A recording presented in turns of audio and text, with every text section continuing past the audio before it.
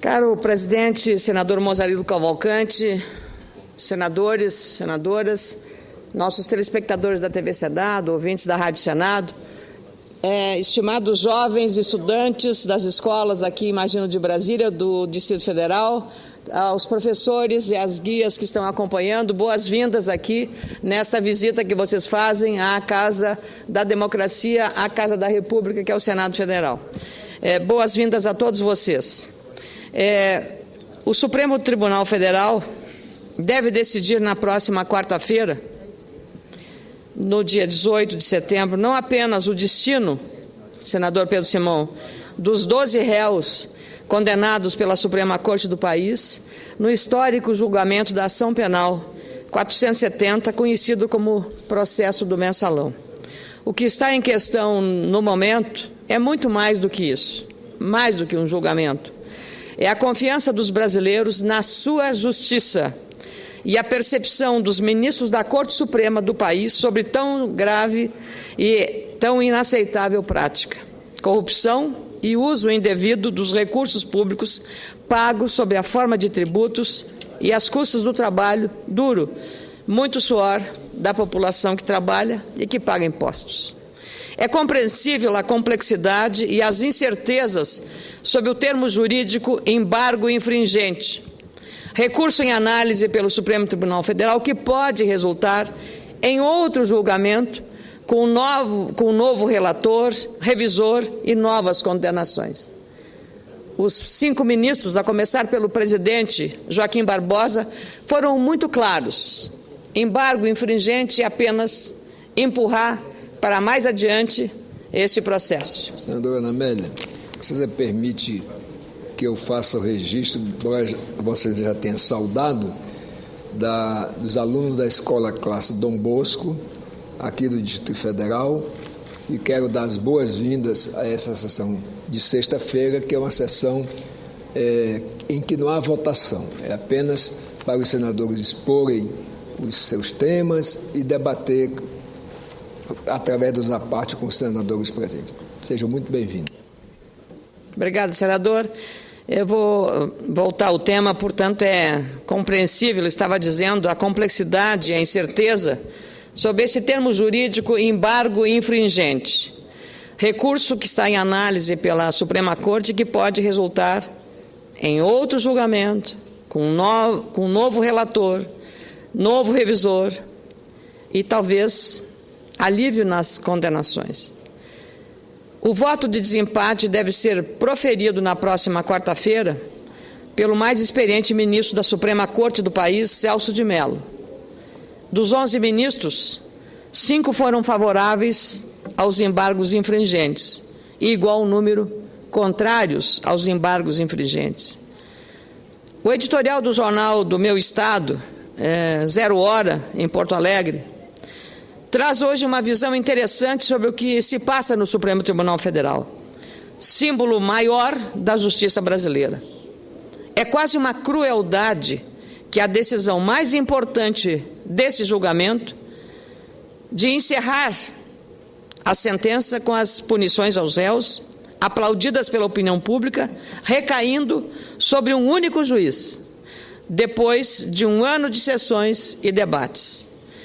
É uma bomba que caiu no colo do ministro Celso de Mello, o decano da atual composição do Supremo Tribunal Federal, a quem caberá, ministro Pedro Taques, dar o voto, ministro Pedro Taques. O senhor é mais do que um senador. Pelo seu conhecimento jurídico, é mais do que um senador. Senadora Ana Amélia, perdoe a informalidade, mas isso pode ser um presságio de bom agouro. Pois é, mas no seu caso será sempre um bom presságio, senador Pedro Taques. Pois eu, como dizia, esta bomba caiu no colo do ministro Celso de Mello, o decano da atual composição do Supremo Tribunal Federal, a quem caberá dar o voto de desempate sobre os embargos infringentes na próxima semana.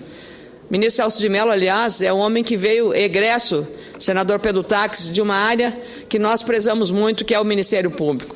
E eu espero que o ministro aqui não confirme uma crítica feita no livro escrito por Saulo Ramos a respeito do ministro Celso de Mello. Muita pressão sobre um homem só, De um lado, parcela expressiva da opinião pública, incluindo-se aí os principais veículos de comunicação do país, clamando pela condenação exemplar de personalidades políticas apontados nas investigações como responsáveis pela compra de apoio parlamentar para o governo. De outro, militantes e simpatizantes do partido que está no poder, torcendo pelo abrandamento das penas e pela postergação desse julgamento. E, claro, do resultado final, enfim, da sentença. Os dois lados, evidentemente, acham que seus argumentos são os mais coerentes e os mais justos. A convicção de Celso de Mello já está formada, segundo declarou à imprensa, depois da sessão de ontem, argumentando que seu voto está pronto e que ele jamais abrirá mão de votar com independência e coerência, de onde se deduz que sua tendência é a votar favoravelmente a aceitação dos embargos infringentes e da continuação do julgamento, pois já se manifestou favoravelmente ao recurso em outras oportunidades. Em se tratando de uma decisão que envolve recurso público da nação e não apenas os 12 réus condenados pela STF, quem terá razão? Quem terá razão? É importante lembrar também que, tão compreensível para a população, também é o peso negativo e danoso da palavra corrupção, expressão que vem do latim corruptus e que significa quebrado em pedaços, corrompido, apodrecido. Basta dar uma volta pelos trens das metrópoles brasileiras ou conversar com alguns dos que esperam ônibus tarde da noite para voltar para a sua casa após um dia difícil de trabalho, para notar que muitos podem não entender o significado do tal embargo infringente. Mas o desprezo é geral e inaceitável quando se fala em injustiça, desilusão e até fraude. Do Oiapoque, lá no norte do país, até o Chuí, extremo sul do meu estado do Rio Grande do Sul, o que se espera é justiça, realidade, franqueza, transparência, sobretudo em relação a episódios de dilapidação e malversação do dinheiro público. O Brasil e o mundo estão atentos a essa grande e complexa questão. Mais de 8 anos e 4 meses se passaram desde a divulgação de um vídeo feito pela revista Veja, em 14 de maio de 2005, denúncia que ganhou maiores proporções com a entrevista do delator do esquema, ex-deputado Roberto Jefferson, ao jornal Folha de São Paulo, resultando na paralisação do Congresso Nacional, com inúmeras declarações e muitas investigações.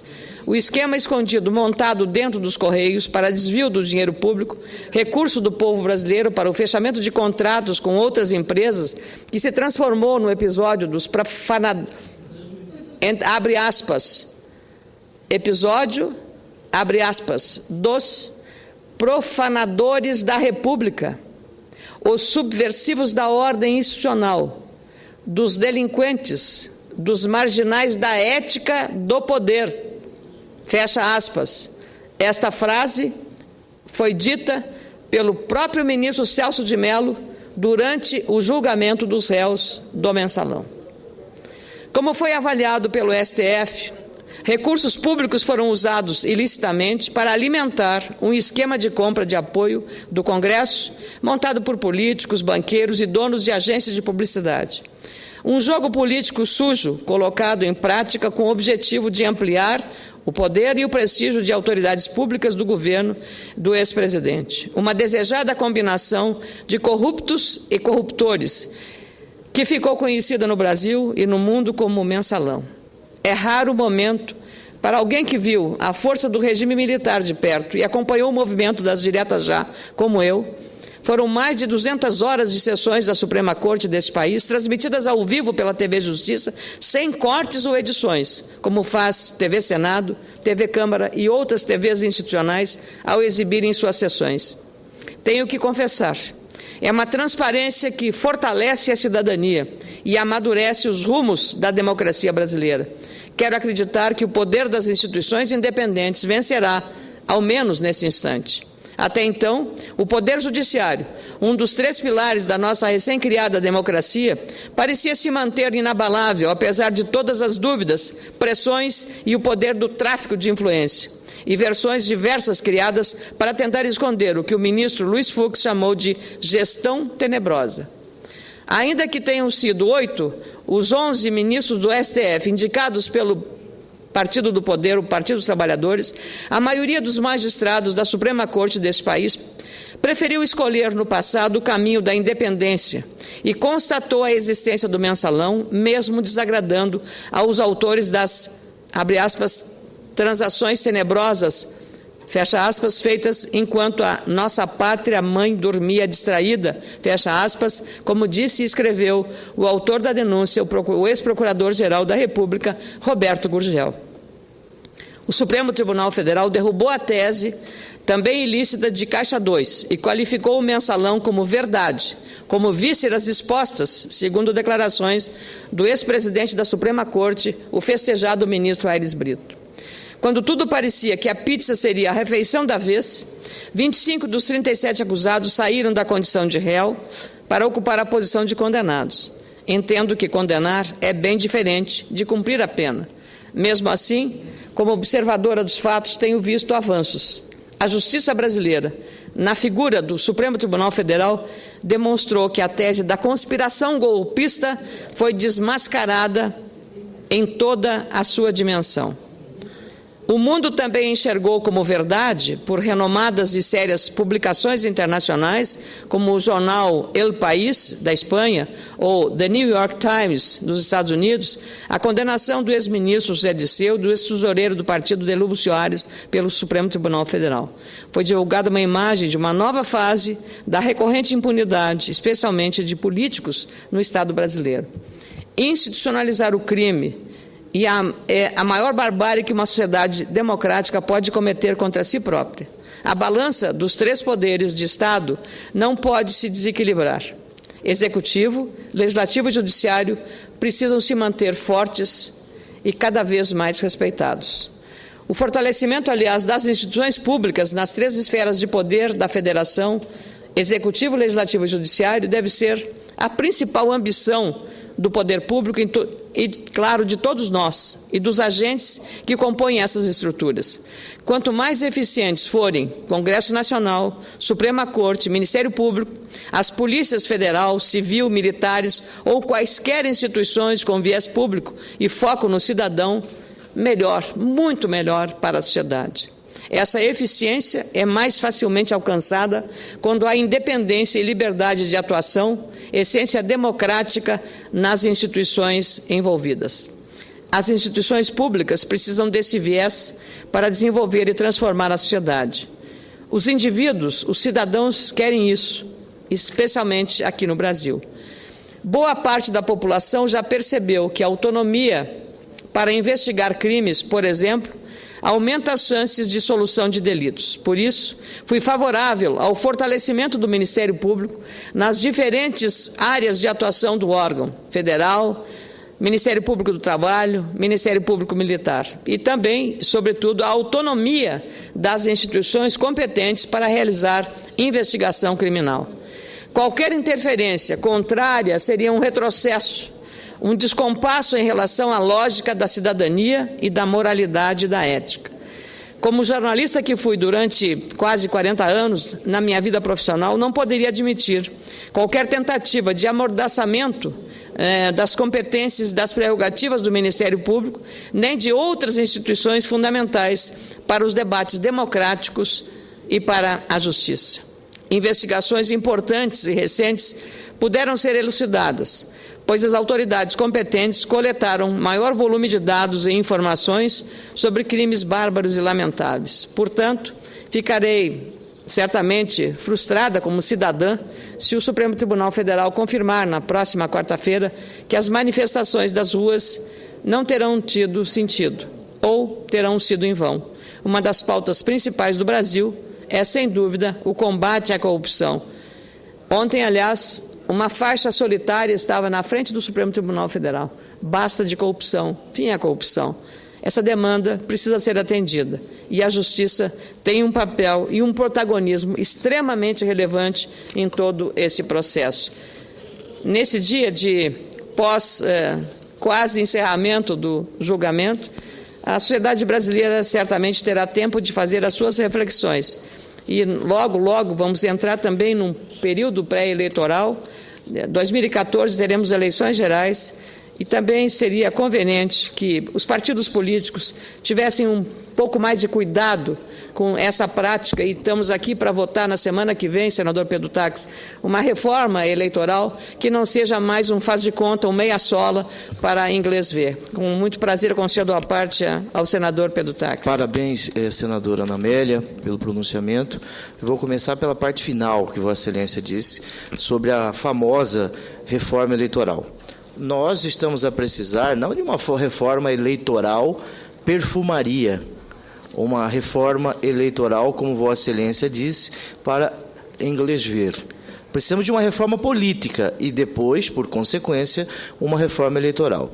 Quero expressar meu respeito ao senador Romero Jucá, o autor, e o senador Raupp, o relator desta famosa reforma eleitoral. Agora, alguns pontos desta reforma me causam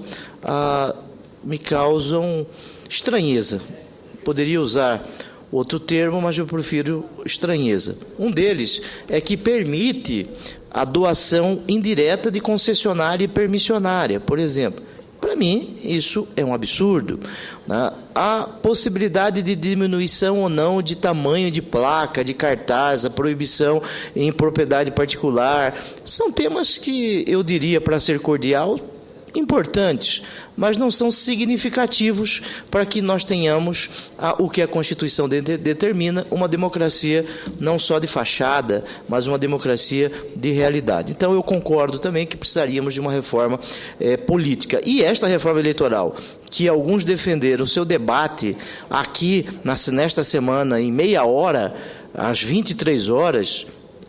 porque nós já debatemos isso na CCJ. Sim, mas já debatemos isso na CCJ, mas muitos senadores não participam da CCJ, e mesmo aqueles que são titulares ou suplentes da CCJ têm o direito constitucional de debater aqui no plenário da Casa. Então nós vamos acabar com o plenário e tudo fica debatido na Comissão de Constituição e Justiça. Isso é possível de forma terminativa, conforme determina o artigo 58 da Constituição, combinado com o 91 do Regimento Interno. Muito bem, a reforma é isso, uma perfumaria. Agora, no tocante aos embargos que Vossa Excelência está a falar, nós vamos ficar tal qual o fígado de Prometeu.